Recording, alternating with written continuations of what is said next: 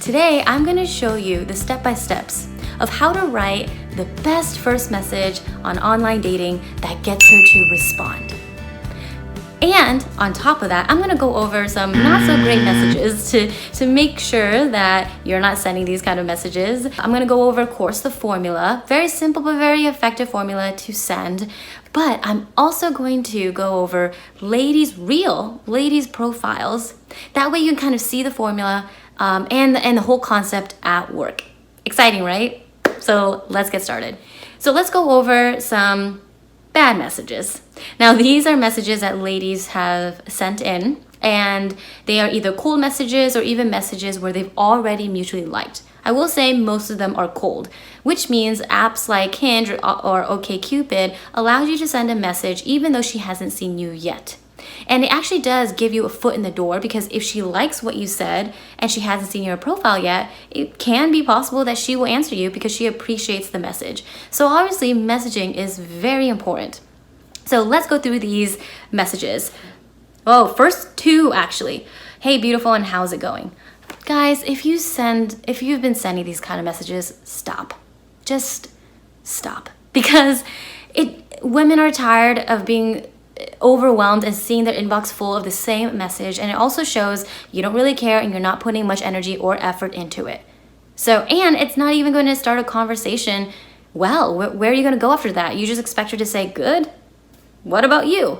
The only time it works is if you have mutually matched, so she likes you, you have amazing photos, and you have an amazing profile. So naturally, she really is excited to get to know you. But even sometimes, even when you've already mutually liked and you've said, how's it going? Women don't respond. Because quite honestly, that's boring. So if you've been sending this is a basic online messaging kind of one-on-one thing where this just don't. Let's stop that. All right, next one. There's a lot of things going on in this message. So first, when a message is confusing, it's asking how are you and then talking about his aunt, and then all of a sudden says that he's a different mix, and then asks, can you guess my ethnicity? I will buy ice cream if you can. I will buy you ice cream if you can. How do you know if she wants to go get ice cream with you? What if she doesn't? And how's that getting to know her? You're asking her to guess your ethnicity? Let's not make this about you, right? You're reaching out to her because you want to get to know her. So saying something like that's quite honestly not a great opener, and there's a lot of things going on here that's very confusing. So even if it was just as simple as, hey, can you guess my ethnicity? I'm a 5-way mix. Yeah, maybe she won't respond to that. But just the beginning of it, I already looked at it and was like, I'm really confused. Why is the aunt all of a sudden there, right? And how's this relevant to her profile whatsoever? Because it's not saying anything about her profile except that she's beautiful. Next message. Okay, once again, you want to focus on one thing. How are you? Let's chat. Maybe go out sometime. That's like a string of almost questions and offers. And guys, women want to build rapport with you first. They want to build rapport with you, feel safe with you, feel like they at least know you a little bit before giving out any of their information or considering going out with you. All right, so this message of let's chat, then let's maybe go out sometime, I don't even know, how would anyone really respond to that? Make sure you keep it simple, guys. Oh, and the next message, I just swiped before saying next message, but this one's so long that I'm not even going to read it. So most of the time, if people see a really big block of text, it's just going to take too much time and they skip over it. That's just the honest truth. Now, this one is a statement. This actually came from one of my other videos of 3 messages to not send. I suggest you watch that video because it goes over the 3 main messages I see a lot, but I highly suggest to stop doing immediately. And one of them are statements. You're just making a statement. You look great and authentic. Let's sing. And this person, I can tell, they matched. And I know this client, and yes, she never responded, because what is she supposed to say to that? Yes. Let's go, let's sing. Highly unlikely. Once again, women want to build rapport with you. Okay, so, and if anything, ask a question. But once again, not asking so many questions, but just ask a question. Let her respond. That's how someone responds, if you ask a question. All right, next message. Okay, so this one I can tell is they're being funny. Actually, it is quite clever. It's not awful, but it's what he's asking that stops her.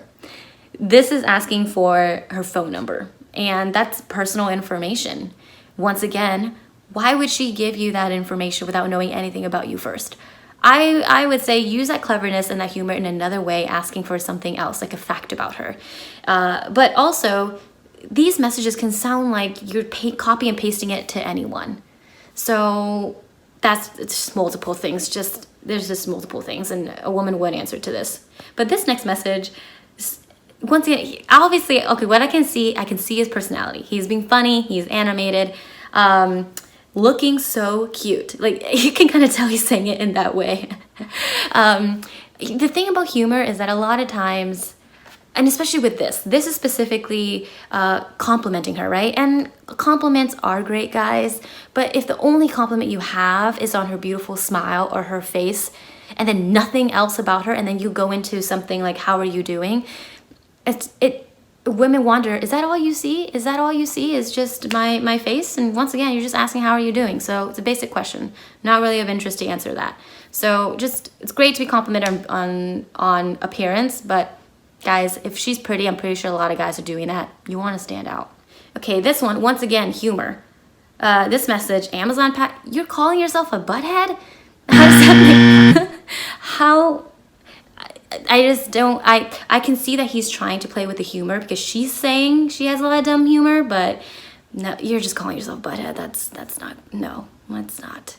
All right, and this last one here, which is gonna go into what we're gonna be talking about next. I like where he's going, and that finally there is a message here pointing out something that he has read in her profile that they align with, which is hiking. Right? But, however, you still want to stand out. I feel like many times people do ask for favorites a lot. Like, what's your favorite restaurant? Or in this case, tell me about your favorite hikes.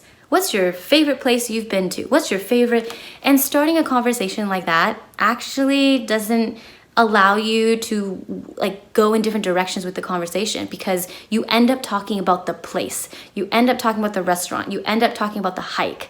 Right? And it gets boring and it leads to a very easy dead end. So I will say this message, I bet she answers. I think that's still a great one to start.